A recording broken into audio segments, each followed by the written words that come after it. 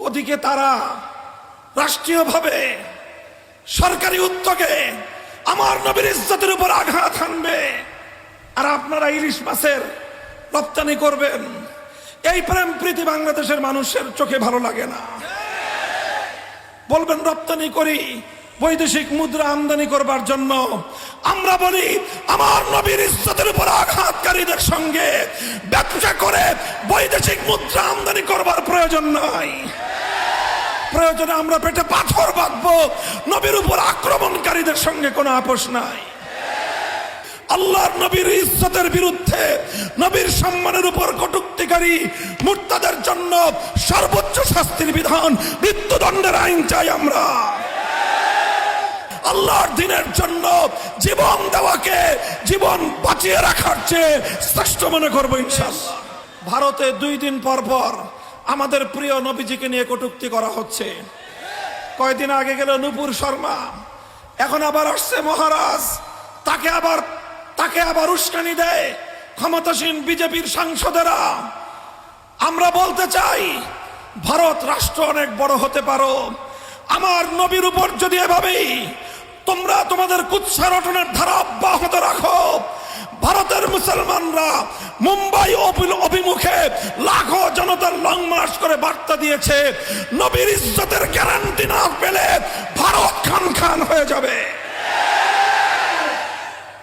বাংলাদেশের সরকারকে বলবো, ওদিকে তারা রাষ্ট্রীয়ভাবে সরকারি উদ্যোগে আমার নবীর ইজ্জতের উপর আঘাত হানবে, আর আপনারা ইলিশ মাছের রপ্তানি করবেন। এই প্রেম প্রীতি বাংলাদেশের মানুষের চোখে ভালো লাগে না। বলবেন রপ্তানি করি বৈদেশিক মুদ্রা আমদানি করবার জন্য। আমরা বলি আমার নবীর ইজ্জতের উপর আঘাতকারীদের সঙ্গে ব্যবসা করে বৈদেশিক মুদ্রা আমদানি করবার প্রয়োজন নাই।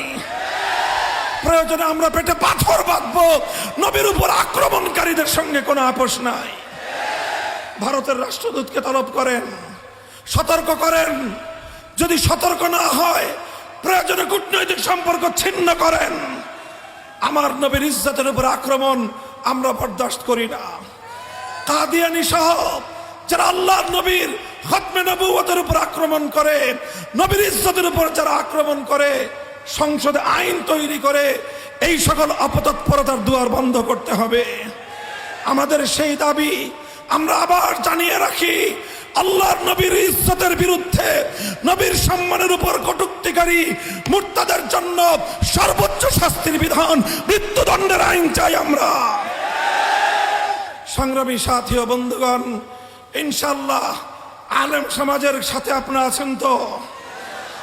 আমরা ক্ষমতার রাজনীতি করি না, আমরা ক্ষমতার রাজনীতি করি না, আমরা মানুষের জন্য রাজনীতি করলে আমরা ইসলামের সম্মান রক্ষা করার জন্য রাজনীতি করি।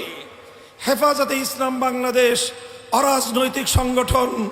অরাজনৈতিকের অর্থ হলো কোন দলীয় রাজনীতি হেফাজতে ইসলাম করে না, কিন্তু ইসলামের উপর আঘাত আসলে এক মুহূর্তের জন্য হেফাজত অতীতেও নীরব থাকে নাই, ভবিষ্যতেও নীরব থাকবে না। কথাগুলো বুঝলে ভালো হবে, না বুঝলে কিভাবে বুঝায় দিতে হয় সেই ভাষাও আমাদের জানা আছে। ইনশাআল্লাহ আগামী দিনে আপনাদের প্রিয় নেতা, আপনাদের রাহবার, এই সিংগাইরের মাটিতে হেফাজতে ইসলামের প্রতিনিধি আল্লামা খালেদ সাইফুল্লাহ আইয়ুবী সহ দেশের শীর্ষ উলামায়ে কেরাম আপনাদেরকে যখন ডাক দিবেন, যে কোনো ডাকে সাড়া দিতে প্রস্তুত থাকবেন তো ইনশাআল্লাহ? যতদিন বাঁচবো ইসলাম নিয়ে বাঁচবো, যদি মরতে হয় আল্লাহর দ্বীনের জন্য জীবন দেওয়াকে জীবন বাঁচিয়ে রাখার চেয়ে শ্রেষ্ঠ মনে করবো ইনশাআল্লাহ। নাসরুম মিনাল্লাহি ওয়া ফাতহুন করিব। হেফাজতে ইসলাম বাংলাদেশ জিন্দাবাদ, বাংলাদেশ জিন্দাবাদ। ওয়া আখিরু দাওয়ানা আলহামদুলিল্লাহি রাব্বিল আলামিন। আসসালামু আলাইকুম ওয়া রাহমাতুল্লাহ।